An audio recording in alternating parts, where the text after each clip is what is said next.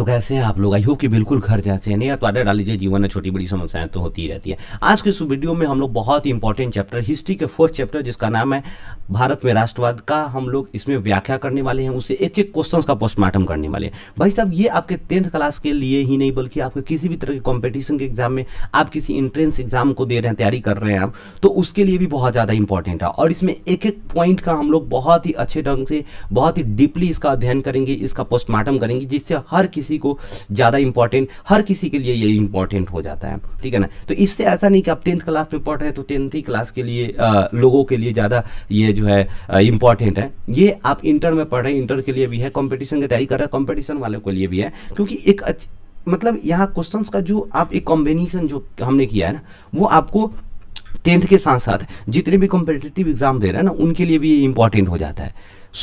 आपको क्या है कि अच्छे ढंग से वीडियो को देखना है, अच्छे ढंग से इसको समझना है, एक एक पॉइंट का पोस्टमार्टम करना है मेरे साथ मिल करके, और उसका नोट्स बनाना है। भाई साहब देखिए, नोट्स बहुत जरूरी हो जाता है, क्योंकि जो बातें हम केवल जो है कितनी क्वेश्चंस को हम ऑब्जेक्टिव में फॉर्म कर सकते हैं, इसलिए बहुत सारी क्वेश्चंस ऐसे होते हैं ना जिसको हम एक क्वेश्चंस बनाते हैं और उसके साथ बहुत सारे क्वेश्चंस को डील कर देते हैं।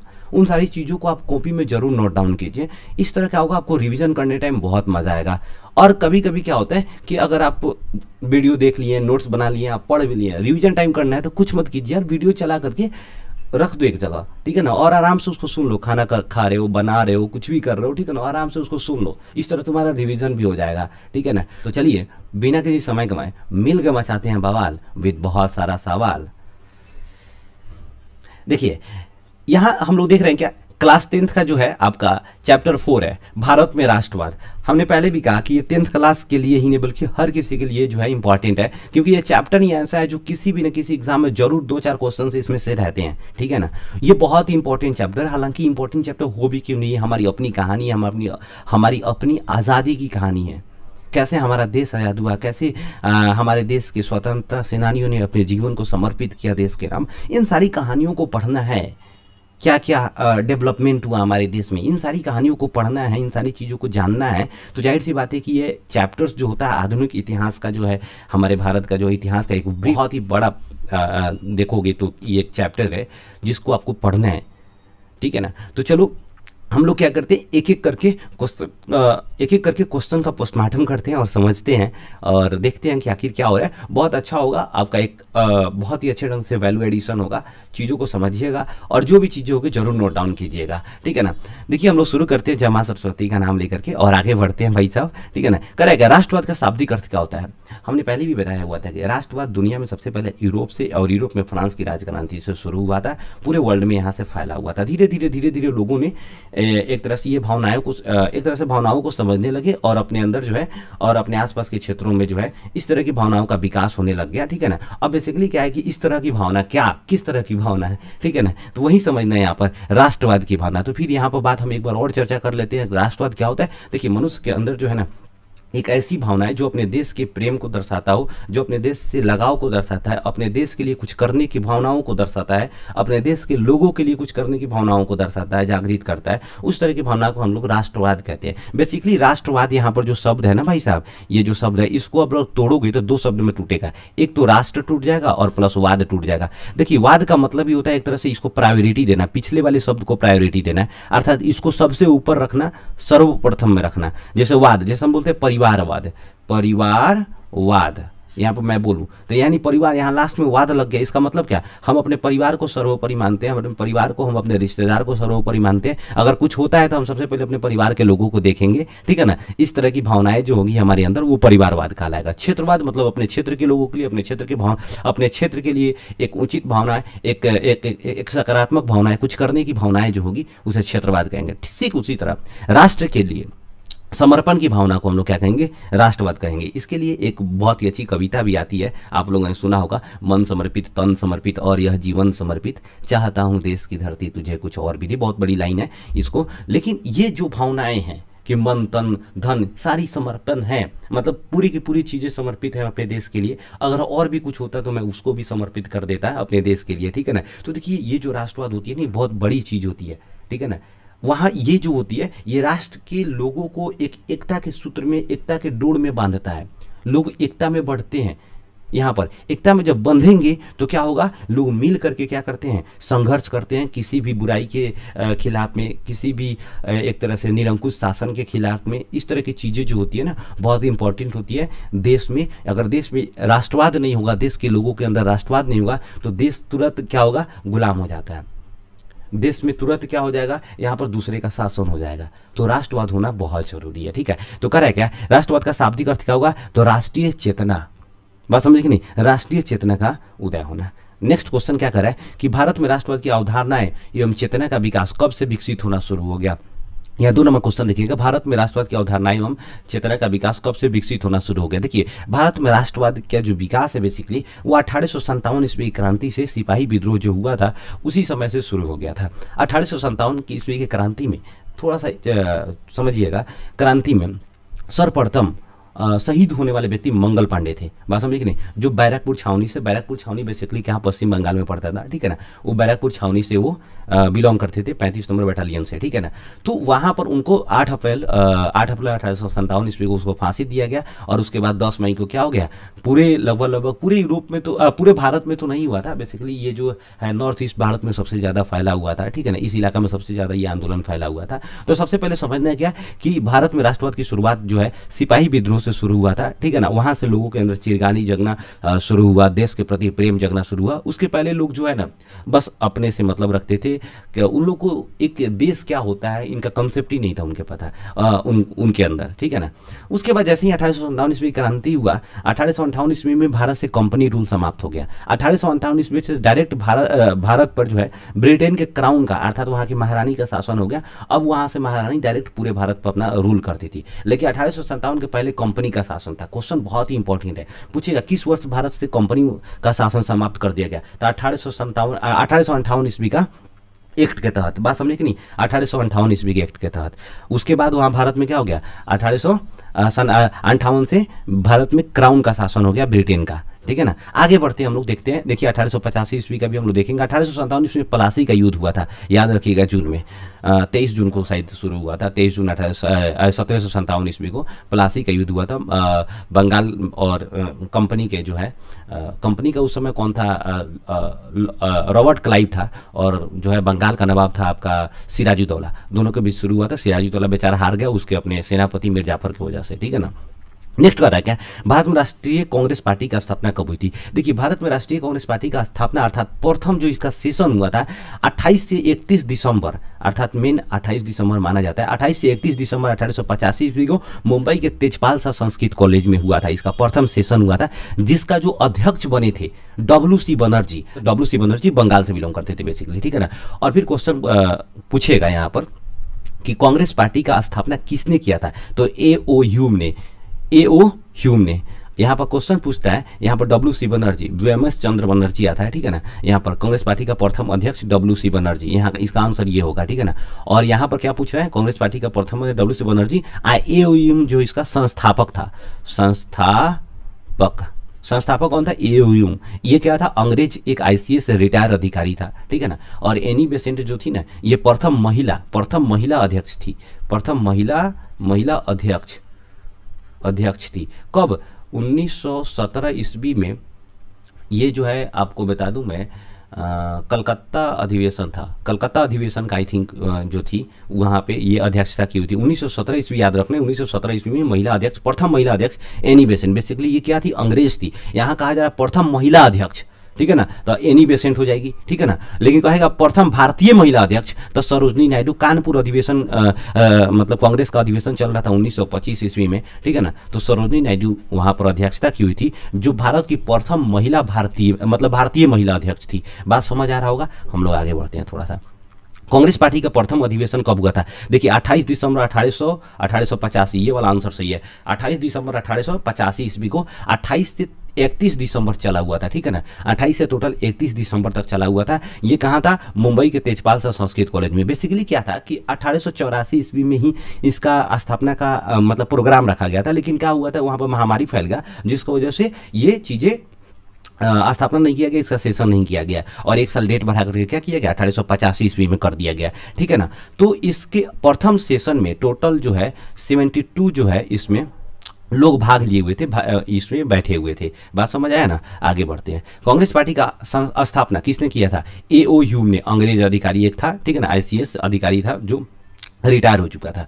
दूसरा करेगा, भारत के इतिहास में किस कालखंड को गांधी युग कहा जाता है? किस कालखंड को गांधी युग कहा जाता है? तो गांधी युग भाई साहब 1917 से 47। देखिए गांधी जी तो 1915 9 जनवरी 1915 को ही दक्षिण अफ्रीका से इंडिया आ चुके थे, लेकिन 1917 से कि गांधी जी जो है ना राजनीति में भाग लेते हैं। 1917 भारतीय राजनीति में 1917 से भाग लेते हैं, क्योंकि जब वो यहाँ पर इंडिया में आए थे तो वो उनके जो गुरु थे, उनके गुरु गोपाल, क्या नाम था उनके गुरु का, क्या नाम था, आई थिंक जिसको राजनीतिक गुरु मानते थे गांधी जी, जिनका नाम था गोपाल कृष्ण गोखले, ठीक है ना। गोपाल कृष्ण गोखले बोले हुए थे कि मतलब उनको एक नसीहत दिए हुए थे, पहले भारत के राजनीतिक व्यवस्था को समझो, ठीक है ना, उसके बाद जो है भारतीय राजनीतिक व्यवस्था में कदम रखना। इसलिए गांधी जी जब 1915 ईस्वी में आए तो 1917 ईस्वी तक बिल्कुल कुछ नहीं किए थे, बस एक आश्रम का स्थापना किए थे 1916 ईस्वी में अहमदाबाद में, साबरमती आश्रम का स्थापना किए थे, ठीक है ना। लेकिन राजनीति में भाग लिए कब? 1917 ईस्वी में। किस आंदोलन से शुरू किए थे? तो चंपारण सत्याग्रह आंदोलन से शुरू किए थे, ठीक है ना। और 1947 ईस्वी तक भारत के आजाद होने तक रहे थे, इसीलिए इस बीच को हम लोग गांधी युग के नाम से जानते हैं। बात समझ आया होगा, आई होप। आगे बढ़ते हैं हम लोग। गांधी जी अपने जीवन का प्रथम सत्याग्रह का प्रयोग कहाँ किया हुआ था? देखिए क्वेश्चन पूछेगा, गांधी जी अपने जीवन का प्रथम सत्याग्रह का प्रयोग कहाँ किया हुआ था? तो दक्षिण अफ्रीका में। दक्षिण अफ्रीका के 1907 जून को, करीब करीब 7 जून 1907 ईस्वी को जो है ना, 1907 ईस्वी को दक्षिण अफ्रीका में प्रथम सत्याग्रह आंदोलन का शुरुआत करते हैं। और वहीं पे जो है भारतीय मूलों के साथ, भारतीय मूल और वहाँ पे जो है काला गोरा का भेदभाव बहुत ज़्यादा चल रहा था, तो इसके खिलाफ में उन्होंने क्या किया हुआ था? आंदोलन शुरू किया हुआ था, ठीक है ना। और दक्षिण अफ्रीका से शुरू किया हुआ था। इसलिए क्वेश्चन पूछेगा कि गांधी जी अपने जीवन का प्रथम सत्याग्रह कहाँ से शुरू किए थे? तो दक्षिण अफ्रीका से। लेकिन गांधी जी प्रथम सत्याग्रह आंदोलन का शुरुआत भारत में कहाँ से किए थे? तो चंपारण सत्याग्रह 1917 ईस्वी से। ध्यान में रखना इन सारी बातों को, क्वेश्चंस बहुत ही थोड़ी थोड़ी चीजें अंतर होती है, आपको समझ आ जाएगा तो फिर दिक्कत नहीं होगा, बिल्कुल आप फाड़ के रख दीजिएगा, ठीक है ना, बवाल मचा दीजिएगा। तो चलिए हम लोग आगे देखते हैं। गांधी जी दक्षिण अफ्रीका से भारत कब आए थे? देखिए गांधी जी दक्षिण अफ्रीका से 9 जनवरी 1915 ईस्वी को आए थे, इसीलिए 9 जनवरी को भारतीय प्रवासी दिवस मनाया जाता है। क्वेश्चन पूछेगा भारतीय प्रवासी दिवस क्यों मनाया जाता है? ठीक है ना, क्योंकि गांधी जी उस दिन आए, दक्षिण अफ्रीका से भारत आए हुए थे, और इसके साथ ही साथ इस उद्देश्य से मनाया जाता है कि जितने भी सफल व्यक्ति हैं जो विदेश में हैं वो भारत आए और भारत को सफल बनाए, भारत को आगे बढ़ने में मदद करें, ठीक है ना, इस उद्देश्य से मनाया जाता है। बात समझ आया होगा कि 9 जनवरी 1915 ईस्वी को गांधी जी दक्षिण अफ्रीका से कहाँ होते हैं, कहाँ आते हैं भाई साहब? दक्षिण अफ्रीका से इंडिया आते हैं। अब क्वेश्चन पूछेगा कि दक्षिण अफ्रीका गए कब थे? तो दक्षिण अफ्रीका बेसिकली गांधी जी 1893 ईस्वी में गए हुए थे, ठीक है ना। एक वहाँ पर भारतीय मूल के एक दक्षिण अफ्रीका में भारतीय मूल के एक जो है वहाँ पे व्यापारी रहते थे, उनका एक केस फंस गया हुआ था। उनको एक ऐसा वकील चाहिए था जो गुजराती भाषा जानता हो और पेशे से वकील हो, इसीलिए गांधी जी का जो है यहाँ पर ऑफर मिला। गांधी जी को 1 साल के लिए बेसिकली ऑफर मिला हुआ था, लेकिन गांधी जी जब गए वहाँ पे तो इन सारी चीज़ों को देखे और वहाँ पर क्या हो गया, रह गए और इसके खिलाफ में जंग लड़ना शुरू कर दिया, ठीक है ना। तो गांधी जी दक्षिण अफ्रीका गए कब थे? तो 1893 ईस्वी में। तो 1893 ईस्वी में इंडिया से गए हुए थे, जबकि गांधी जी जो है बैरिस्ट्री की पढ़ाई पढ़ने इंग्लैंड गए थे 1888 ईस्वी में। 1888 ईस्वी में गांधी जी कहाँ गए थे? इंग्लैंड गए थे, ठीक है ना। इंग्लैंड से इंडिया आए 1891 ईस्वी में। 1891 ईस्वी में जब आए तो 2 साल के बाद जो है गांधी जी के पास ये ऑफर आता है साउथ अफ्रीका जाने के लिए, तो 1893 ईस्वी में जाते हैं और वहाँ पर लगभग यहाँ आप देख रहे हो कि 28 साल लगभग रह गए वहाँ पर, और 1915 ईस्वी में यहाँ से क्या होते हैं, 28 साल हो गया क्या यार, 15 साल तो ये हो गया और इधर शायद ये 22 साल ना यार 22 साल हो गया। साबरमती गांधी जी साबरमती आश्रम का स्थापना कब किए थे? तो 1916 ईस्वी में गांधी जी क्या किए थे? साबरमती। 1915 ईस्वी में आए, 1916 ईस्वी में स्थापना किया हुआ था, ठीक है ना। अब आगे बढ़ते हैं। चंपारण सत्याग्रह आंदोलन, क्वेश्चन पूछ रहा है क्या कि चंपारण सत्याग्रह आंदोलन किस वर्ष हुआ था? चंपारण सत्याग्रह आंदोलन 1917 ईस्वी में हुआ था, ठीक है ना, अप्रैल 1917 ईस्वी में हुआ था। चंपारण सत्याग्रह आंदोलन में मुख्य जो बातें थी भाई साहब, उसमें 3 कठिया व्यवस्था लागू था। 3 कठिया व्यवस्था ये तीन कठिया व्यवस्था क्या होता है, यहाँ पर देखिए, यहाँ पर दिया हुआ है, इन चीज़ों को थोड़ा सा समझना है। 1916 ईस्वी में गांधी जी क्या किए हुए थे, साबरमती आश्रम का स्थापना किए हुए थे, ठीक है ना। और 1917 ईस्वी में गांधी जी चंपारण सत्याग्रह आंदोलन शुरू किए, और 1918 ईस्वी में खेरा विद्रोह और अहमदाबाद मिल मजदूरों का भी जो है ना, उनके आंदोलन को भी गांधी जी ने सपोर्ट दिया हुआ था। और ये तीनों आंदोलन में गांधी जी को जो है ना बहुत ज़्यादा सफलता मिला हुआ था, और गांधी जी वहीं से फेमस हो गए हुए थे, बवाल मचा दिए, ठीक है ना। तो यहाँ पर क्वेश्चन पूछेगा कि गांधी जी जो है सत्याग्रह आंदोलन कहाँ से शुरू किए, तो चंपारण से शुरू किए थे। चंपारण, बेसिकली चंपारण उस समय पश्चिमी चंपारण पूर्वी चंपारण एक ही में था, ठीक है ना। बाद में पश्चिमी चंपारण पूर्वी चंपारण क्या कर दिया, विभाजित करके पश्चिमी और पूर्वी में कर दिया, क्योंकि जनसंख्या बहुत ज़्यादा बढ़ चुका था, ठीक है ना। और आपको पता होना चाहिए कि जो है पश्चिमी चंपारण सबसे बड़ा जो है क्षेत्रफल के हिसाब से सबसे बड़ा चंपारण है, ठीक है ना। करेक्ट है। तीन कठिया व्यवस्था जो है किससे संबंधित था, देखिए तीन कठिया व्यवस्था बेसिकली क्या था, आपको चंपारण सत्याग्रह आंदोलन से संबंधित था। नाम से पता चल रहा है तीन कठिया व्यवस्था, तीन कठिया व्यवस्था, अर्थात कहने का मतलब ये है कि अंग्रेजों ने एक रूल बनाया हुआ था कि भारत में बेसिकली नहीं थे, ये बिहार का जो है बेसिकली वाला कुछ इलाका था, जैसे आपको चंपारण वाला, मुजफ्फरपुर का कुछ इलाका था, ठीक है ना। इस वाले इलाके में जो था ना, यहाँ के किसानों के ऊपर तीन कठिया व्यवस्था लागू किया गया था। वहाँ पर एक कॉन्ट्रैक्ट होता था जिसमें नील की खेती करनी पड़ती थी किसानों को अपने कुल भूमि का 15% भूमि पर। बात समझे कि नहीं, कितने परसेंट भूमि पर, अंग्रेजों के अनुसार जो था ना, कोई भी किसान जिसके पास जितना भूमि है उसका 15% भूमि पर क्या करना था, आपको यहाँ पर नील की खेती करनी पड़ती थी। तो 20 कट्ठा में आप देखिए 20 का 15% आप अगर निकालेंगे तो क्या हो जाएगा भाई साहब, यहाँ पर 3 हो जाएगा। तो अर्थात 20 कट्ठा में 3 कट्ठा भूमि पर क्या करना था, नील की खेती करना पड़ता था, और ये अनिवार्य था। नहीं करने पर अंग्रेज बहुत ज्यादा मारते थे, सताते थे, ठीक है ना। तो क्वेश्चन यहाँ पर पूछ, इसके बाद क्या, इसी को क्या कहा गया, तीन कठिया व्यवस्था, यानी 20 कट्ठा यानी 1 बीघा में 3 कट्ठा भूमि पर क्या करना पड़ता था, नील की खेती करना पड़ता था। आई होप कि ये वाला बात समझ आ रहा है। इस नील की खेती करने से किसानों को बहुत ज़्यादा दिक्कत होता था, क्योंकि नील की खेती करने से जो है ना भूमि जो होती थी बंजर हो जाया करती थी। उसके बाद नील की खेती भाई साहब 7 से 8 मंथ में नील तैयार होता था, उसमें इतना ज़्यादा मेहनत करना पड़ता था किसानों को, और उसके बाद बहुत कम पैसा दिया जाता था अंग्रेजों के द्वारा, उनका शोषण बहुत ज़्यादा होता था। इसीलिए जो है ना किसान नहीं चाहते थे नील की खेती करना। और नील की खेती से रिलेटेड आपको, जब बंगाल में नील की खेती होती थी उसी समय एक नाटक लिखा गया था दीनबंधु मित्र के द्वारा, जिसको कहा जाता था बेसिकली आपको नील दर्पण, नील ऐसे होगा, नील दर्पण, ठीक है ना। तो पूछेगा क्वेश्चन, नील दर्पण किसके द्वारा लिखा गया है, तो दीनबंधु मित्र के द्वारा, ठीक है ना। उस समय बंगाल में बेसिकली नीलकठिया व्यवस्था था, वहाँ पर बंगाल में नीलकठिया व्यवस्था को खिलाफ जो है आंदोलन चला, वहाँ पर बंद कर दिया गया था। लेकिन अंग्रेज कहाँ हो गए, बिहार में इधर आ गए। देखिए एशियाटिक सोसाइटी ऑफ बंगाल का स्थापना यहाँ पर देखिएगा 1784 ईस्वी में विलियम जोन्स ने किया। यहाँ विलियम जोन्स ने किया हुआ था, कलकत्ता में किया हुआ था, हालांकि बंगाल लगा हुआ है तो कलकत्ता आपको पता ही होता है। यहाँ 3 क्वेश्चन है। एशियाटिक सोसाइटी ऑफ बंगाल का स्थापना 1784 ईस्वी में किया गया, किसने किया था, विलियम जोन्स ने किया था। कहाँ किया था, तो कलकत्ता में किया था। क्वेश्चंस को आप भाई साहब अच्छे से समझिएगा, ठीक है ना। तो क्वेश्चन बहुत सारा, एक क्वेश्चन से बहुत सारा क्वेश्चन हम आपको यहाँ पर ऐसा सेट करते हैं ताकि आपको बन जाए, ठीक है ना। करेक्ट है। रामकृष्ण मिशन का संबंध किससे है, देखिए रामकृष्ण मिशन का संबंध जो है ना विवेकानंद जी से। हमारे बहुत ही हमारे हिंदू धर्म में, सनातन धर्म में बहुत बड़े विद्वान थे विवेकानंद जी। विवेकानंद का जो रामकृष्ण मिशन का स्थापना किए हुए थे, वो किए हुए थे आपको बताया 1897 में, 1897 ईस्वी में विवेकानंद रामकृष्ण मिशन का शुरुआत कब किए, 1857 ईस्वी में, 97 ईस्वी में, ठीक है ना। और ये किसके नाम पर ये रामकृष्ण मिशन रखा गया, देखिए रामकृष्ण परमहंस के नाम पर इस जो मठ बेसिकली इसका स्थापना किया गया था, ठीक है ना। ये जो संस्था का स्थापना किया गया उसका नाम रखा गया रामकृष्ण मिशन, ठीक है ना। ये रामकृष्ण मिशन जो है ना विवेकानंद जी के गुरु थे, विवेकानंद जी के क्या थे, गुरु थे, ठीक है ना। और इन्हीं के नाम पर जो है इस संस्था का नाम, इस मठ का नाम क्या रखा गया, रामकृष्ण मिशन। पूरे वर्ल्ड में बात करें रामकृष्ण मिशन जो है मठ का जो है टोटल कितने हैं, तो टोटल भाई साहब 221 है, जिससे टोटल जो है 167 को केवल इंडिया में ही है।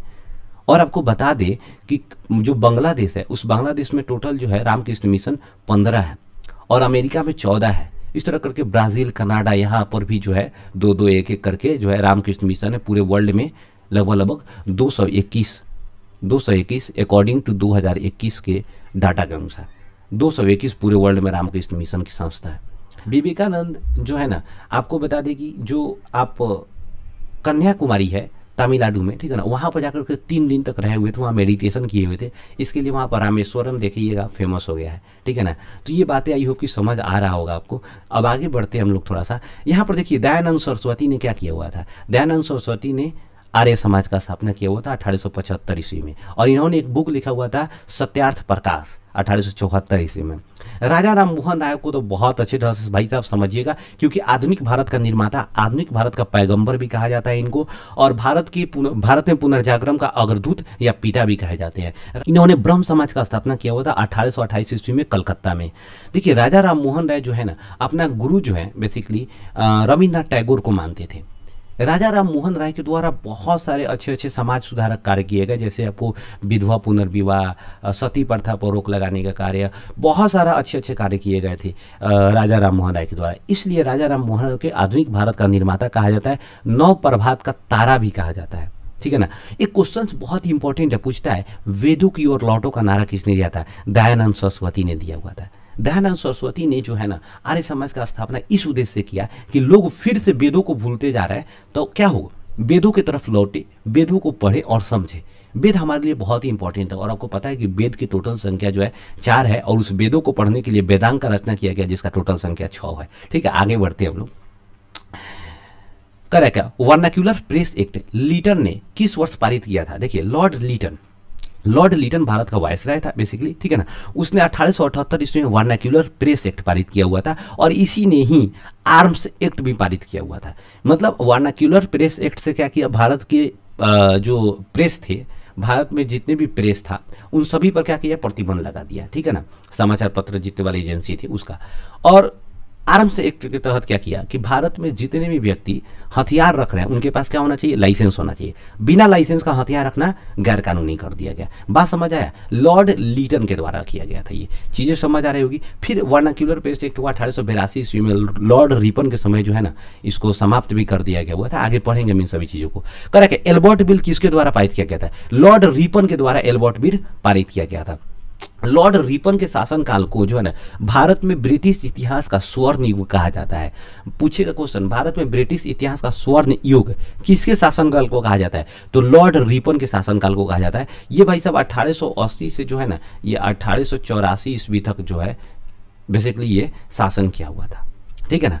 और यहाँ पर आपको देखना है, यहाँ डलहौजी होगा, ये गलत, हालांकि इसको छोड़ो, अभी बाद में पढ़ना है। तो आपको यहाँ पर क्वेश्चन समझना है, एल्बर्ट बिल किसके द्वारा, लॉर्ड रिपन के द्वारा, ठीक है ना। और पूछेगा वर्नाक्यूलर प्रेस एक्ट किसने हटाया, तो लॉर्ड रिपन के द्वारा हटाया गया था, ठीक है ना। लॉर्ड रिपन बहुत अच्छा काम किया था इंडिया में। इसने ही क्या किया हुआ था कि भारत में जो ICS जितने भी सिविल सर्विसेज का एग्जाम होता था वो लॉर्ड लीटन क्या किया हुआ था, घटा दिया हुआ था। पहले 21 वर्ष पर होता था, इसने घटाकर 19 वर्ष कर दिया ताकि भारतीय उसमें ज्यादा भाग नहीं ले। लेकिन लॉर्ड रिपन आया तो बोला कि नहीं ये गलत है, फिर वो क्या किया 19 वर्ष से बढ़ा करके 21 वर्ष कर दिया हुआ था। लॉर्ड लीटन बहुत ही मतलब कि नालायक टाइप का इंसान था, ठीक है ना। इंडिया में बहुत सारा ऐसा काम किया जो इंडियन को मतलब कि दबाने का, भारतीय लोगों के आवाज को दबाने का कार्य किया, ठीक है ना। तो लॉर्ड लीटन के शासनकाल को बहुत ही दुर्भाग्यपूर्ण शासनकाल माना जाता है, और लॉर्ड रिपन के शासनकाल को स्वर्ण युग के रूप में माना जाता है। लॉर्ड रिपन ने ही भाई साहब प्रथम बार भारत में स्थानीय शासन व्यवस्था का शुरुआत किया था, इसलिए स्थानीय शासन व्यवस्था का जनक लॉर्ड रिपन को माना जाता है, ठीक है ना। यहाँ पर क्वेश्चन अगला क्या पूछ रहा है, बंग भंग आंदोलन किस वर्ष हुआ था। देखिए बंग भंग आंदोलन 1905 ईस्वी में शुरू हुआ था, ठीक है ना, जब बंगाल विभाजन का बात हुआ था, बंगाल विभाजन का प्रस्तावना पास किया गया था लॉर्ड कर्जन के समय में, ठीक है ना। आई होप कि ये बातें समझ आ रही है। आगे बढ़ते हैं हम लोग। बंगाल विभाजन कब हुआ था, तो 1905 ईस्वी में बंगाल विभाजन हुआ। 1905 ईस्वी में इसी के खिलाफ में क्या होगा, बंग भंग आंदोलन भी शुरू हो जाता है। और सबसे बड़ा और जोरदार जो आंदोलन चला हुआ था बंगाल विभाजन के नेतृत्व में, वो कौन शुरू हुआ था भाई साहब, आपका स्वदेशी आंदोलन 1907 ईस्वी में आंदोलन, जिसका नेतृत्व बेसिकली जो है आपको रविन्द्रनाथ टैगोर ने किया हुआ था, ठीक है ना। और क्वेश्चन पूछेगा 1906 में क्या हुआ था, 1906 ईस्वी में मुस्लिम लीग का स्थापना हुआ था, मुस्लिम लीग का। देखिए एक्चुअली क्या था, अंग्रेज चाहते थे क्या कि बंगाल विभाजन कर दे और हिंदू मुस्लिम को क्या कर दे, बांट दे, क्योंकि बंगाल बहुत बड़ा एरिया था और यहाँ पर हिंदू मुस्लिम का एकता बहुत अच्छे ढंग से था, बहुत एक साथ मिल करके रहते थे और लड़ाई भी करते थे एक साथ अंग्रेजों के खिलाफ मिलजुल करके। अंग्रेज तो चाहते ही थे, अंग्रेज का एक मूल मंत्र भी था, फूट डालो और शासन करो, ठीक है ना। तो अंग्रेजों ने सोचा क्या, लॉर्ड कर्जन क्या सोचा कि हम क्या करते हैं, अंग्रेज यहाँ पर हिंदू और मुस्लिम को बांट देते हैं। इसलिए हिंदू के मुख्य नेताओं को क्या किया, मुस्लिम के मुख्य नेताओं को क्या किया, बांटना शुरू किया, ठीक है ना, और उन लोगों को भड़काना शुरू कर दिया। और सबसे पहले 1905 ईस्वी में एक प्रस्तावना लाया कि बंगाल को विभाजित किया जाएगा क्योंकि यहाँ पर शासन करने में दिक्कत हो रही है, पूर्वी बंगाल और पश्चिमी बंगाल। आपको पता है यहाँ पर जो पूर्वी बंगाल बेसिकली था, आज के समय में क्या हो गया है, यहाँ पर आज के समय में वो हो चुका है बांग्लादेश, ठीक है ना। पहले वो पाकिस्तान में था, 1971 ईस्वी में क्या हो गया, बांग्लादेश बन गया। आज के समय में पश्चिम बंगाल जो था, यहाँ पर सबसे ज़्यादा हिंदू रहते थे और पूर्वी बंगाल में सबसे ज़्यादा मुस्लिम रहते थे, ठीक है ना। इसीलिए अंग्रेज क्या किया, दोनों को बांटने का प्रयास किया। लोगों को जब पता चला तो बवाल मचा दिया, क्या किया, स्वदेशी आंदोलन, बंग भंग आंदोलन शुरू कर दिया गया, ठीक है ना। 1906 ईस्वी में क्या हुआ कि कुछ मुस्लिम नेताओं को लॉर्ड कर्जन जाकर के क्या किया, भड़का दिया कि कांग्रेस जो है ना वो हिंदुओं का एक संगठन है, ठीक है ना, आप लोगों का उसमें कोई वैल्यू नहीं है, इसलिए आप लोग अपना रास्ता खुद देखिए। बस क्या हुआ, ढाका में आगा खां के द्वारा क्या कर दिया गया, यहाँ पर मुस्लिम लीग का स्थापना कर दिया गया कि हाँ भाई ये तो बात सही बोल रहा है, ठीक है ना। और उसी समय मुस्लिम लीग का स्थापना हुआ और उसी समय से जो है ना ये विद्रोह हिंदू मुस्लिम का शुरू होना, बीज रोपाना शुरू हो गया और बढ़ना शुरू हो गया, ठीक है ना। तो क्वेश्चन पूछेगा कि मुस्लिम लीग का स्थापना कब हुआ था, 1906 ईस्वी में ढाका में आगा खां के द्वारा, ठीक है ना। बंगाल विभाजन कब हुआ था, 1905 ईस्वी में। और रद्द पूछेगा कब हो गया, तो 1911 ईस्वी में लॉर्ड हॉर्डिन के समय में वायसराय था, ठीक है ना। अब बंगाल विभाजन किसके समय में हुआ था, लॉर्ड कर्जन के समय में हुआ था।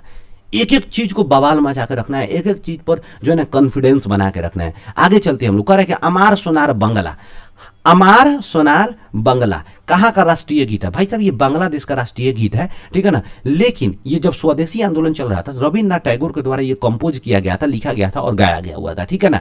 क्या, स्वदेशी आंदोलन में अंग्रेजों के खिलाफ में। आगे बढ़ते हैं भाई साहब। प्रथम आईसीएस अधिकारी कौन थे, सत्येंद्र नाथ टैगोर प्रथम आईसीएस अधिकारी थे। ये रविन्द्रनाथ टैगोर के बड़े भाई थे। 1862 ईस्वी में, देखिए पहले क्या होता था कि सिविल सर्विसेज का जो एग्जाम देना होता था ना भाई साहब, वो उसके लिए लंदन जाना पड़ता था, आपको वहाँ एग्जाम दे के आइए। तो सिंपल बात है कि यहाँ पर गरीब आदमी जा ही नहीं सकता था, लंदन कहाँ से जाएगा, तैयारी कीजिए, लंदन जाइए आइए, भाड़ा खर्चा कहाँ से होगा। रविन्द्रनाथ टैगोर के बड़े भाई जो थे सत्येंद्र नाथ टैगोर, ये जो थे ना आईसीएस का तैयारी कर रहे थे और एग्जाम देने ये और अपने दोस्त 1862 ईस्वी में वो अपने एक दोस्त के साथ कहाँ गए, लंदन एग्जाम देने गए। और इतना अच्छा इनका एग्जाम भी, इनके दोस्त का उतना अच्छा एग्जाम नहीं गया, लेकिन ये एग्जाम क्वालिफाई कर गए, ठीक है ना। लेकिन इनके साथ इतना ज़्यादा भेदभाव होने लगा, 1864 ईस्वी में ये रिजाइन दे दिए। बात समझे कि नहीं, सिलेक्शन हुआ 1864 में, ये रिजाइन दे दिए। बात समझ आया। तो क्वेश्चन पूछेगा प्रथम आईसीएस अधिकारी कौन थे भाई साहब, सत्येंद्र नाथ टैगोर, ठीक है ना। और ये एग्जाम देने कहाँ जाते थे भाई साहब, आपको लंदन। लेकिन लॉर्ड रिपन ने क्या किया, लॉर्ड रिपन ने क्या किया, यहाँ पर भारत में ही क्या कर दिया, इसका स्थापना कर दिया, इसका एग्जाम लेना शुरू करवा दिया, ठीक है ना। तो बाद में आकर के जो इसका एग्जाम जो होता था आईसीएस का, वो कहाँ होने लग गया, भारत में होने लग गया, ठीक है ना।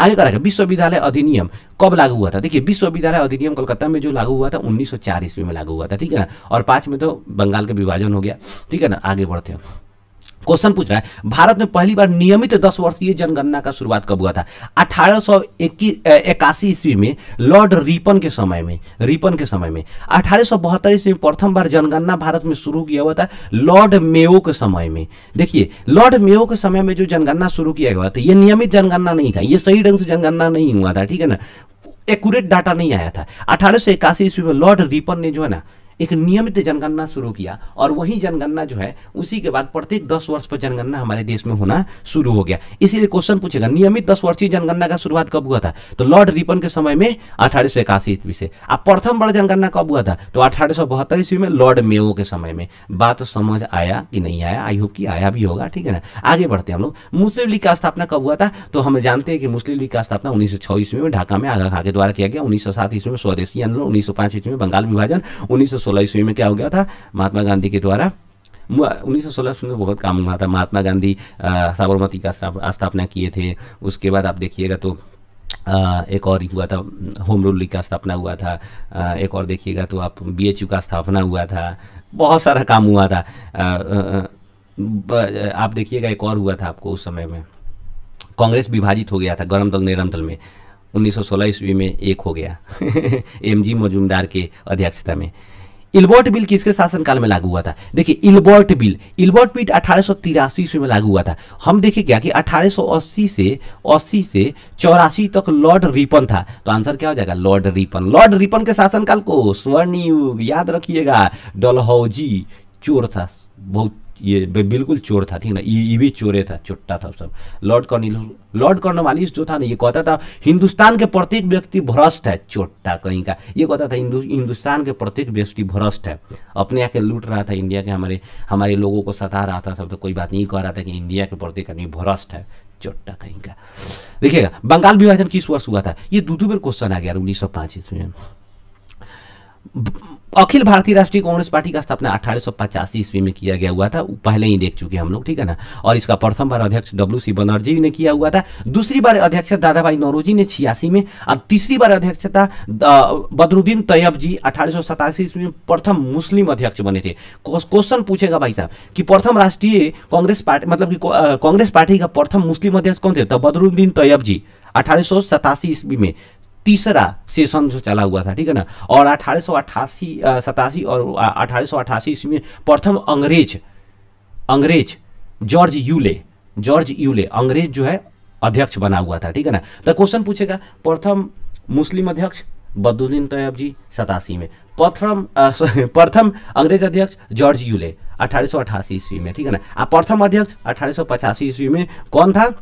WC बनर्जी। प्रथम महिला अध्यक्ष पूछेगा तो एनी बेसेंट 1917 ईस्वी में, कलकत्ता सहित सेशन था, ठीक है ना। आप थोड़ा सा चेक कर देना यार। और प्रथम भारतीय महिला अध्यक्ष तो सरोजिनी नायडू 1925 ईस्वी कानपुर सेशन था, ठीक है ना। और प्रथम भारत की प्रथम जो है राज्यपाल, महिला राज्यपाल भी जो थी ना, सरोजिनी नायडू ही थी, यूपी से। अब भारत की प्रथम महिला मुख्यमंत्री सुचिता कृपलानी भी यूपी से ही थी, ठीक है। यूपी आके रहता है यार सब चीज में, ठीक है ना। चलो आगे बढ़ते हैं। करा क्या है? कांग्रेस पार्टी का प्रथम अध्यक्ष WC बनर्जी। ये भाई को बार क्वेश्चन आ गया यार। गांधी जी का जन्म कब हुआ था? गांधी जी का जन्म 2 अक्टूबर 1869 ईस्वी को, ये वाला सही है। 2 अक्टूबर 1904 ईस्वी को जो हुआ था, लाल बहादुर शास्त्री का जन्म हुआ था। लाल बहादुर शास्त्री का जन्म हुआ था, इसीलिए 2 अक्टूबर को माना जाता है कि लाल बहादुर शास्त्री और गांधी जी दोनों आदमी का माना क्या जाता है वही था, ठीक है ना। और लाल बहादुर शास्त्री का जन्म जो है ना 11 जनवरी 1966 ईस्वी को, जब ताशकंद समझौता हुआ था ना, उस समय मतलब कि अचानक ही इनका मृत्यु हो गया था। और गांधी जी का मृत्यु जो हुआ था 30 जनवरी 1948 ईस्वी के बिरला हाउस में दिल्ली में हुआ था, ठीक है ना। नाथूराम गोडसे के द्वारा 3 गोली मारने के बाद। करा क्या कि गांधी जी किस वर्ष इंग्लैंड से इंडिया आए थे? देखिए गांधी जी इंग्लैंड से आए थे 1891 में, गए थे 1888 में, ठीक है ना। 1893 में कहाँ चले गए? उसी समय बताए, पिछला ही बताए हुए हैं, ठीक है ना, कि चले गए साउथ अफ्रीका। और 1904 ईस्वी में वहां पर फिनिक्स आश्रम का स्थापना किए थे। फिनिक्स आश्रम का स्थापना गांधी जी साउथ अफ्रीका में कब किए थे? तो 1904 ईस्वी में। प्रथम बार स्वतंत्रता आंदोलन का मतलब सत्याग्रह आंदोलन का शुरुआत कब हुई? तो 1907 ईस्वी में साउथ अफ्रीका में। करेगा सत्याग्रह दुर्बलों का नहीं बल्कि सबलों का हथियार है, किसने कहा था? ये कौन आखिर बोल सकता है भाई साहब? गांधी जी बोलेंगे। बात समझे कि नहीं? आगे बोलते हैं, हम लोग थोड़ा सा समझते हैं। गौतम बुद्ध बोलते थे मध्यम मार्ग उत्तम मार्ग। विवेकानंद बोलते थे गर्व से बोलो मैं हिंदू हूँ आगे गांधी जी किस वर्ष दक्षिण अफ्रीका से भारत लौटे थे? तो 1915 ईस्वी 9 जनवरी। आगे देखते हैं। गांधी जी अपना राजनीतिक गुरु गोपाल कृष्ण गोखले को मानते हैं, ठीक है ना। आगे खान अब्दुल गफ्फार को याद रखिएगा सीमांत गांधी कहा जाता है। सीमांत गांधी, सीमांत प्रदेश से बेसिकली थे ये। गांधी कांग्रेस पार्टी किस वर्ष 2 भागों में बटी थी? 1907 ईस्वी। 1907 ईस्वी की कांग्रेस पार्टी 1907 ईस्वी में जो है ना 2 भाग में, गरम दल और नरम दल में बट गई सूरत अधिवेशन के समय में। इस समय इसका अध्यक्ष रास बिहारी बोस थे। लेकिन याद रखिएगा 1916 ईस्वी में जो है ना फिर से वो क्या हो गया? एक हो गया। उस समय MG मजूमदार उस समय क्या थे? अध्यक्ष थे। 1916 ईस्वी में लखनऊ अधिवेशन चल रहा था। याद रखिएगा भाई साहब, दोनों याद रखिएगा, ठीक है ना। बनारस हिंदू विश्वविद्यालय उद्घाटन 1916 ईस्वी में मदन मोहन मालवीय इसका प्रथम कुलपति बने हुए थे। बात समझ देखे नहीं? आगे बढ़ते हैं। मदन मोहन मालवीय ने हिंदू सभा का भी, हाँ हिंदू महासभा यहाँ पर आ गया, 1915 में भी किया हुआ था, ठीक है ना। 1923 ईस्वी में याद रखिएगा आप लोग, इस समय याद हुआ था स्वराज पार्टी का स्थापना। स्वराज पार्टी का स्थापना। 1925 ईस्वी में आरएसएस का स्थापना हुआ था, आरएसएस राष्ट्रीय स्वयंसेवक संघ का स्थापना हुआ था। 1913 ईस्वी में गद्दर पार्टी का स्थापना हुआ था सैन फ्रांसिस्को में, अमेरिका के गद्दर पार्टी का स्थापना लाला हरदयाल के द्वारा 1913 ईस्वी में हुआ था। आगे पढ़ते हैं, यहाँ आइए कि गद्दर पार्टी 1913 ईस्वी में, ठीक है ना। और 1911 में तो तुमको पता ही होगा क्या हुआ था यार। 1911 में बंगाल विभाजन रद्द कर दिया गया। ये देखो 1912 ईस्वी में बड़ी बवाल हुआ था यार, बंगाल विभाजन रद्द हुआ, ठीक है ना। अब उसी समय जो है ना बंगाल से क्या हुआ था, मतलब कलकत्ता उस समय भारत की राजधानी था, तो 1911 ईस्वी में प्रस्तावना पास कर दिया गया, क्या पारित कर दिया गया कि भारत का नया राजधानी क्या होगा, दिल्ली होगा। और 1912 ईस्वी में दिल्ली हस्तांतरित कर दिया हुआ था, ठीक है। अब आगे बढ़ते हैं हम लोग। गांधी जी साबरमती आश्रम का स्थापना कब किया था? 1916 ईस्वी में। 17 में चंपारण सत्याग्रह, 18 में खेड़ा विद्रोह और अहमदाबाद मिल मजदूर, और 1919 ईस्वी में खिलाफत आंदोलन का समर्थन भी किए थे। कैसर हिंद की उपाधि गांधी जी को किसने दिया था? देखिए अंग्रेज सरकार ने दिया हुआ था, अंग्रेज सरकार ने। गांधी जी जब बेसिकली क्या थे, साउथ अफ्रीका में गांधी जी जो थे ना अंग्रेजों को बहुत हेल्प किए हुए थे, एम्बुलेंस सेवा किए हुए थे, ठीक है ना। जब अंग्रेज सब पिटा रहा था तो गांधी जी अंग्रेज सबको एम्बुलेंस में लाद लाद के हॉस्पिटल भेज रहे थे, इसीलिए कैसर हिंद की उपाधि दिया सब अंग्रेज सब। किसको? गांधी जी को 1915 ईस्वी में। कब दिया था? 1915 ईस्वी में। आगे कहा होम रूल लीग का स्थापना किसने किया था? देखिए होम रूल लीग का स्थापना जो है ना बाल गंगाधर तिलक और एनी बेसेंट ने की हुई थी। बाल गंगाधर तिलक और एनी बेसेंट दोनों आदमी मिल करके, आंसर डी हो जाएगा। अगला, अहमदाबाद में मिल मजदूरों का आंदोलन किस लिए किया गया था? तो प्लेग बोनस के लिए। देखिए 1900 बेसिकली क्या हुआ था कि मतलब 15 से लेकर 16 तक तो मानिए ना कि वहाँ पर प्लेग महामारी फैल गया था, 16 के करीब में, 16-17 के करीब में। प्लेग महामारी की वजह से जो है ना पूरे मजदूर भागने लग गए थे घर। किस तरह कोरोना वायरस आया तो पूरे लोग घर भागने लग गए थे कि उनको दिक्कत हो रहा था, जान रहेगा तो भाई साहब बाद में कमाते रहेंगे। तो जो अहमदाबाद में जो मिल मजदूर थे ना, वो मिल मजदूर जो थे वहां से भाग रहे थे, तो वहां के जो मिल के मालिक था सब, वो सब क्या बोला कि हम यहाँ पर कोई बुद्धि लगाएं तो अंग्रेज यहाँ पर क्या जो आपका लेबर होगा वो रुकेगा। तो उसने बोनस देना 50% बोनस देना शुरू कर दिया कि अगर आपका 1000 आपका मजदूरी है तो आपको 1500 रुपये 500 रुपये बोनस दिया जाएगा अगर आप रहते हैं काम करते हैं। तो क्या हुआ कि वहाँ पर जब किसान मजदूरों ने ये सुना तो कहा कि यार तो बढ़िया ऑफर है, ठीक है ना, आराम से रहते हैं, तो रह करके उन लोगों ने काम किया। लेकिन जैसे ही 1918 आया तो प्लेग बोनस वगैरह जैसे महामारी किस तरह खत्म हो गया, हमेशा थोड़े रह जाएगा। तो ये प्लेग बीमारी खत्म, महामारी खत्म होता है, तो वहाँ के जो बिल के मालिक थे उन लोगों ने क्या किया कि यहाँ पर जो प्लेग बोनस दे रहे थे उसको हटाने का प्रयास करने लगा और हटा भी दिया, ठीक है ना। तो यहाँ पर जो है ना मिल मजदूरों के द्वारा जो है आंदोलन शुरू कर दिया कि नहीं, हमें प्लेग बोनस अभी भी चाहिए, क्योंकि हम आपको जब मौका पड़ा, जब दुख पड़ा तो आपको क्या हुआ, हम लोगों ने साथ दिया, लेकिन जब दुख यहाँ पर जब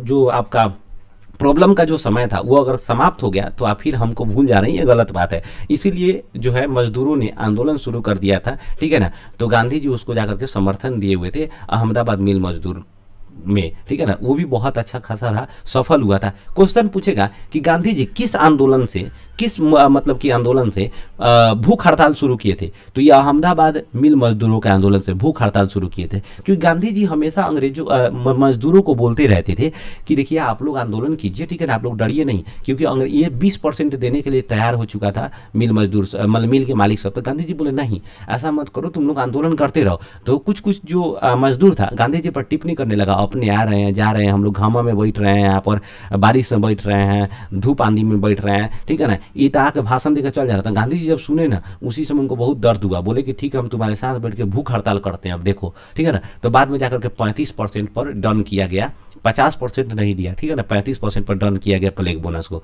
और आगे बढ़ा। अगला क्वेश्चन पूछा गया, प्रथम विश्व युद्ध किस वर्ष हुआ था? देखिए प्रथम विश्व युद्ध 1914 से 18 के बीच हुआ था, ठीक है ना। 1939 से 45 के बीच हुआ था द्वितीय विश्व युद्ध। और प्रथम विश्व युद्ध में टोटल जो है 37 देश भाग लिए थे, द्वितीय विश्व युद्ध में टोटल 62 देश भाग लिए हुए थे। प्रथम विश्व युद्ध में 2 ग्रुप था, मित्र राष्ट्र, धुरी राष्ट्र, मित्र राष्ट्र का भी क्या हो गया वहां पर ये जीत हुआ, ठीक है ना। धुरी राष्ट्र हार गया। मित्र राष्ट्र में जितने भी बड़े बड़े देश थे, जैसे इंग्लैंड था, फ्रांस था, रूस था, ये सब था, ठीक है ना। जबकि धुरी राष्ट्र में कौन कौन था? धुरी राष्ट्र में देख रहा था तो ऑस्ट्रिया था बेसिकली, रोमानिया था, बुल्गारिया था, ठीक है ना। इटली वगैरह भी था, बाद में इटली तो उधर से चला गया, जर्मनी था, ठीक है ना।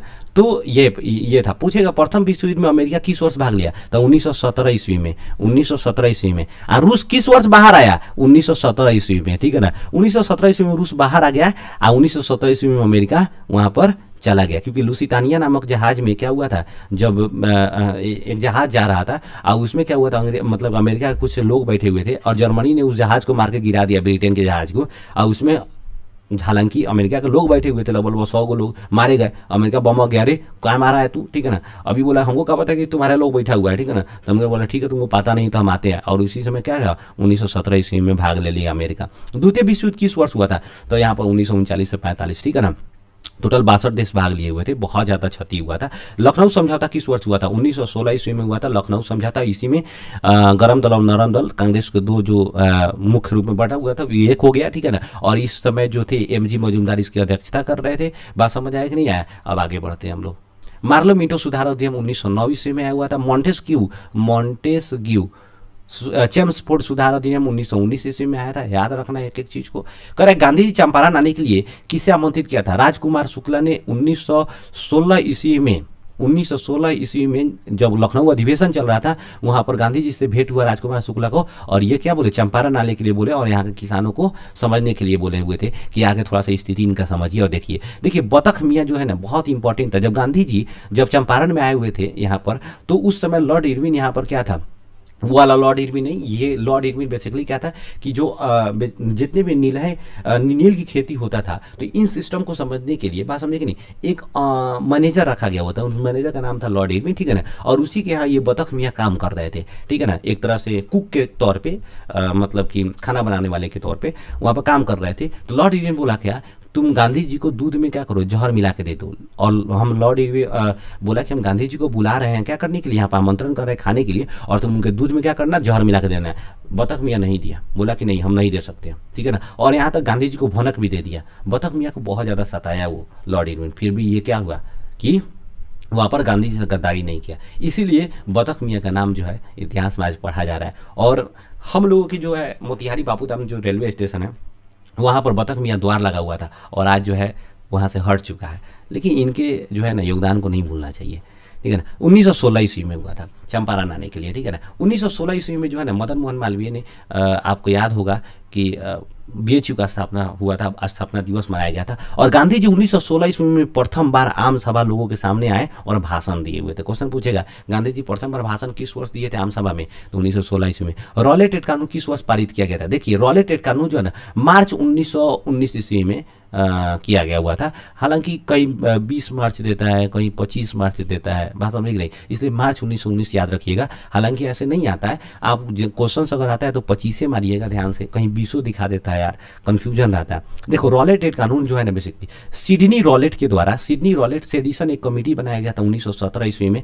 सिडनी रॉलेट, सिडनी रॉलेट की क्या अध्यक्षता में कमीशन बनाया गया था, क्योंकि 1916 ईस्वी मतलब कि जैसे ही प्रथम विश्व युद्ध शुरू हुआ ना, तो अंग्रेज सब का जो है थोड़ा सा ध्यान भारत से हट चुका था। जैसे ही हटा यहाँ से, तो भारत में बहुत सारा क्रांतिकारी जो है गतिविधियां शुरू हुई। अंग्रेज सब पगला गया कि क्या हो रहा है, इस पर कैसे रोक लगाया जाए। तो अंग्रेज बुलाया इसको, ठीक है ना, जो है क्या नाम था उसका, उस समय लॉर्ड चेम्सफोर्ड था बेसिकली, यहाँ का वायस राय था, ठीक है ना। वो बुलाया अंग्रेज को, इसको सिडनी रॉलेट को, बोला कि यार कुछ सोचो, देखो इसको कैसे रोक लगाया जा सकता है। सिडनी रॉलेट बोला कि ठीक है हम एक समिति बनाते हैं। 1917 ईस्वी में इस समिति का नाम रखा गया सेडिशन समिति। बात समझे कि नहीं, सेडिशन कमेटी, यहाँ पर देख रहे हैं सेडिशन कमेटी, राजद्रोह समिति, ठीक है ना। 1917 ईस्वी में स्थापना किया गया, इसका अध्यक्ष बनाया गया सिडनी रॉलेट को, ठीक है ना। और इसी ने 1919 ईस्वी में बताया कि हम लोग एक कानून बना सकते हैं जिसमें हम शक के आधार पर किसी व्यक्ति को पकड़ लेंगे, 2 साल के लिए जेल में डाल देंगे, ठीक है ना। और उस पर कोई भी कुछ नहीं बोल सकता था, ना कोई अपील, ना कोई दलील, ना कोई वकील रख सकता था, कुछ नहीं कर सकता था, ठीक है ना। तो यहाँ पर क्या हुआ 1919 ईस्वी में क्या हुआ, एक रॉलेट एक्ट कानून बना जिसको काला कानून भी कहा जाता है, बिना वकील बिना अपील बिना दलील का कानून भी कहा जाता है। किसके द्वारा ये सलाह दिया गया था, सिडनी रॉलेट के द्वारा, इसीलिए इस कानून का नाम रॉलेट एक्ट रखा गया था। देखिए ये जो है ना, ये फ्रांस के क्रांति के फ्रांस की क्रांति जब हुआ था उस समय 1793 ईस्वी में जैकोबिन दल का जो नेता था रॉबस्पियर, उसके द्वारा सस्पेक्ट ऑफ लॉ लागू किया गया था और उसी लॉ के आधारित पर जो था ना इंडिया में लागू किया गया। बात समझ आए कि नहीं आया? वो भी बड़ी भयंकर था भाई साहब रॉबस्पियर, जिस पर शक होता था पकड़ के सीधे गिलोटीन पर चढ़ा देता था। हालांकि आपको पता हुआ 21 जनवरी 1793 ईस्वी को लुइस ओलावा और उसकी पत्नी मैरी एंटोनेट को क्या कर दिया, गिलोटीन पर चढ़ा दिया। ठीक है ना। काला कानून किसे कहा जाता है, रॉलेट एक्ट को। कह रहा है क्या, बिना अपील बिना दलील एवं बिना वकील का कानून किसे कहा जाता है भाई साहब, बिना अपील बिना वकील और बिना दलील का कानून क्रांतिकारी एवं अराजकता अधिनियम को कहा जाता है। इसी को भाई साहब रॉलेट एक्ट भी कहा जाता है, रॉलेट एक्ट। हालांकि मेन जो था ना भाई साहब, मेन तो इसका नाम यही था, क्रांतिकारी एवं अराजकता अधिनियम, रेवोल्यूशनरी एंड अनार्किकल एक्ट। बात समझे कि नहीं? लेकिन इसके नाम पर रॉलेट सिडनी के नाम पर जो है, सिडनी रॉलेट के नाम पर जो है इसका जो है नाम रखा गया था रॉलेट एक्ट। बात समझे कि नहीं? मेन नाम ये था, वो जो नाम सुझाया वो ये नाम सुझाया हुआ था, बोला कि ये नाम इस कानून को लागू किया जाए। लेकिन इसके इज्जत देने के लिए इज्जत देने वाला आदमी था, जूता से पिटाने वाला आदमी सास ससुरा सब ये, ठीक है ना। तो आई होप कि देखिए हम 50 क्वेश्चन तक रहने देते हैं क्योंकि लंबा हो जाएगा हम लोग जब डिस्कशन कर रहे हैं। Question total I think 90 question 100 question होंगे।